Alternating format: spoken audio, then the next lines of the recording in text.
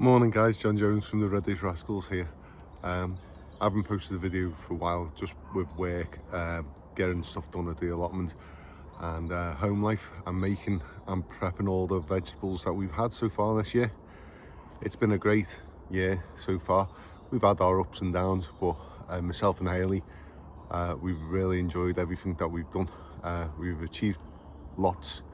There's been, like I said, up and down with crop failures or mass abundances of crops, and be able to prep them and store them. So it's a time for reflection at this time of year for me on what we've done good, what we've done bad, what pests there has been, what the plans are for the winter and over the coming months. So without further ado, I'm just going to give you a little plot tour of Hayley's plot and show you where we're up to and what we've done and what we have planned for the future. So I'll get on with that now. So guys, it's Bank Holiday Monday, August Bank Holiday Monday, and the sun's just coming up. You can see a plane coming in. Still haven't managed to get new microphones as of yet, but that's a future thing. The sunflowers have been massacred by the squirrels, so there's only a couple of small ones left which they haven't took. They're still beautiful, and the pollinators love them, so they're staying up as long as we can. So as we move onto the plot, as the plane goes across, we have the 3 compost bays here as normal. This one's got our spent potato compost in, and this is the last of the homemade compost for the beds. So maybe one bed left to be able to prep with this. On this side we've got the new compost bin, but this is getting finished today, and I'm going to be making temporary compost bins, but I'll show you that in a future video. So they're all the trimmings from the apple tree on my plot, because we juiced it all, and we're making cider to see how it goes, so that's good. Rhubarb, we haven't taken any because we're letting it all go back into the crowns, but it's amazing, it's come on. As you can see, 3 beds have been prepped. I've cardboarded them. They've both, well, all 3 I should say, have been mulched with fresh compost. So I've covered them with cardboard because we're not going to grow anything over the winter this year in the beds. So we're letting them have a rest, let the worms do their job and take all the goodness down into the soil, and the cardboard will help with that and stopping the weed seeds blowing about from everywhere and going onto the beds. So hopefully it's a weed prevention and nutrition for the beds. So I'll take you up along. Sorry for the mess, as I say, we've just been in this bed. Was the corn, really good harvest of corn, best we've ever had. Not got took by the squirrels or anything because we've got them netted really early. The kale's gone. This is the last bed that I'm going to dig it over because there's lots of mare's tail in it here, and then mulch it with the final bit of that compost and cover it with the cardboard. As you can see, we've got courgettes, beetroots in this bed. The pea net, even though it was good, I don't think it worked as well as it should have, so that's going to need modifications for next year. I'm just going to turn you around. I don't want anyone getting too sick by turning too quickly.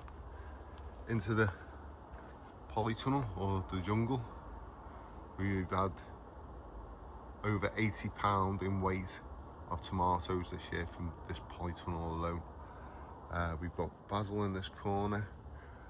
The only thing that's happened that I'm gutted about is, I don't know whether it's the change in temperature or it's quite shaded, this polytunnel.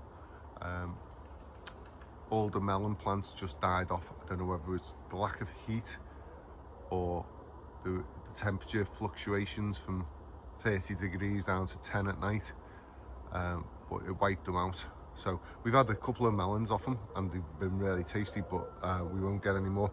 And the poor watermelon, as you can see, I don't know whether that's vine weevil damage and it's the bacteria that's got into it, or I don't even know whether we have them in this country, to be honest, but I've heard people talking about them. But these tomatoes on this side, the cherries, I've virtually done some of the plants, so they'll be getting taken out shortly to give a bit more space. The money maker in the middle, it just done amazing.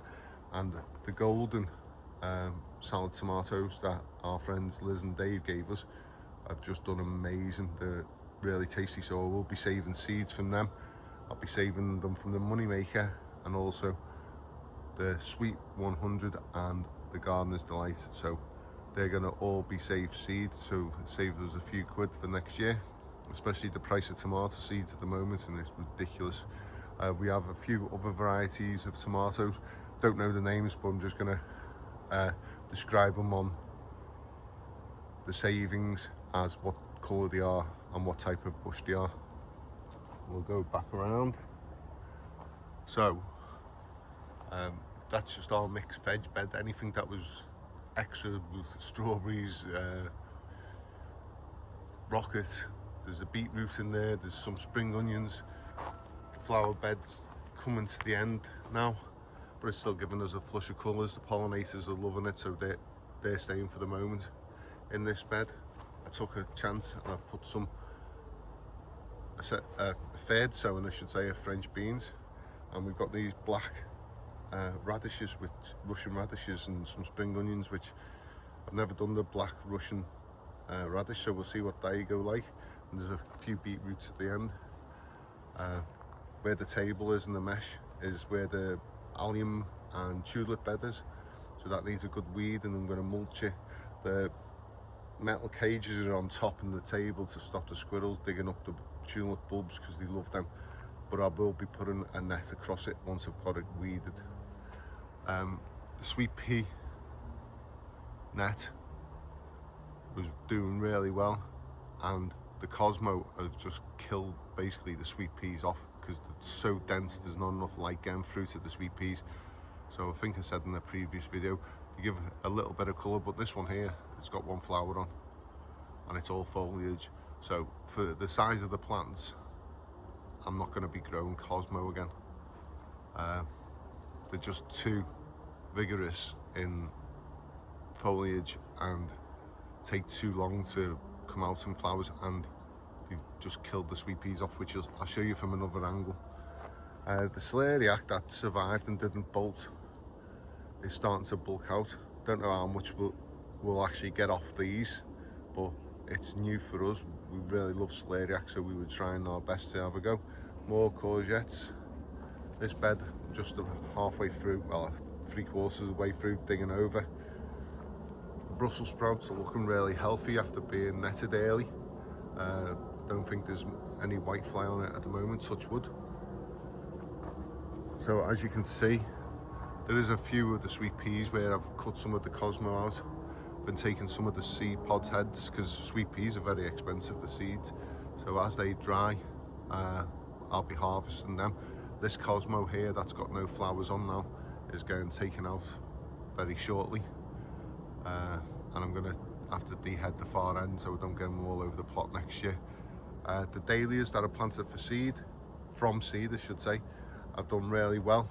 They're just, I've done them in these small pots so that I can tubers when I dry them off and store them for next year to go into the ground. We should have a lovely display of dahlias, and I'm going to go and dehead them all now so that they put all the effort into the tubers rather than the flowers. A few of the last buckets of potatoes. The early potatoes, the Charlotte and the Pentland Javelin, have been a huge success. These are, I've not watered these now because I'm going to harvest them all today and get them out of the way. The fruit trees, I'll show you this apple. This is meant to be Jazz, the variety on this. They're absolutely gorgeous, really tasty. I've been leaving that one for my granddaughter for when she comes down. The grapevines, the white grape has done nothing this year. It's all foliage, no flowers or anything. So we're going to move that this year, as well as the 2 apple trees.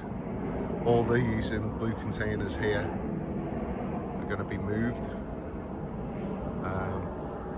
and the fence is going to be taken away that's there, and what we're going to do is the 3 IBC tanks we're going to actually make up, bring up to this area. I'm going to make bases for them to sit on breeze blocks, so they're raised a little bit but not too much, so that they don't block out too much of the light from the greenhouses. And then I'm going to have all the greenhouse guttering when I get it all sorted, and the shed guttering all linked up, and then they're going to fill the 3 IBCs, and I'm going to have a new pump system. But this area, hopefully, it may be this next year or the year after, but this whole area here, including the P-net, is all getting moved, and I'm moving the polytunnel to this end of the plot. But I'm going to raise it as well. I've seen Terry King's raised polytunnel that he's done, and he's used pallets along the edges to sit the actual polytunnel on top, and then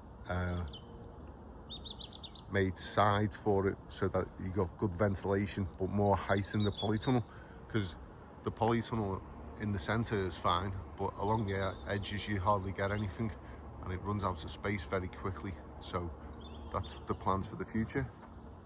I will show you the grapes on the red grapevine. 1 second.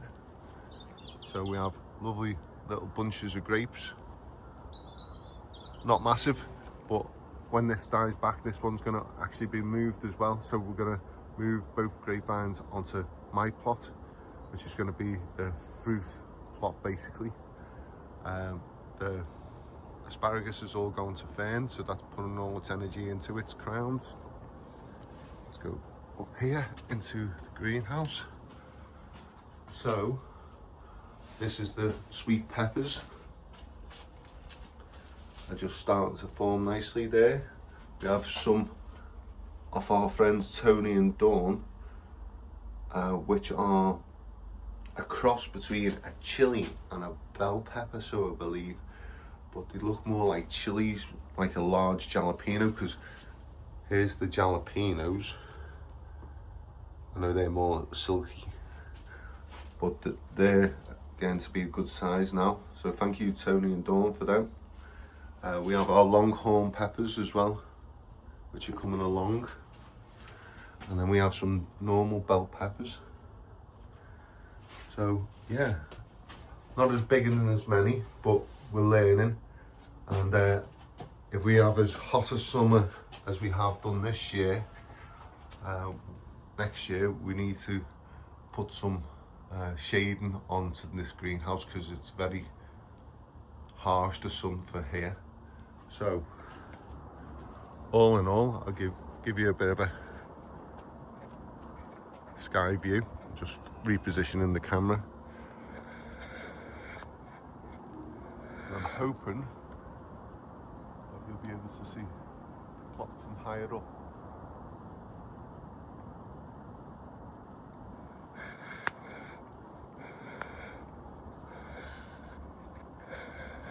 So that's Hayley's plot,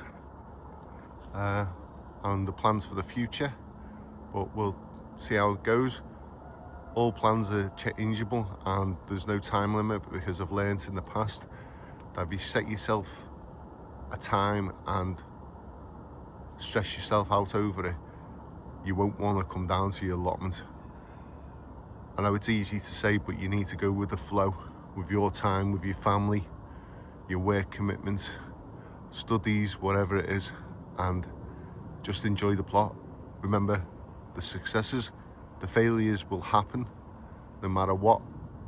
One year there'll be potatoes, next year it'll be beetroot, etc. It doesn't make much of a difference. Just remember the wins and focus on yourself and your family, and making as best you can out of your allotment with the time that you have. I recommend anyone that's thinking on taking an allotment to give it a great deal of thought, because it's a huge investment in time, but the benefits are amazing.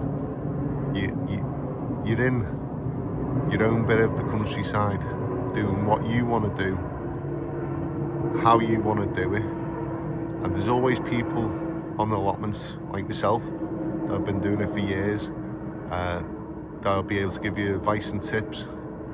But if you don't have the time, I would recommend either starting with a half or a quarter plot to start with and see how you go with that.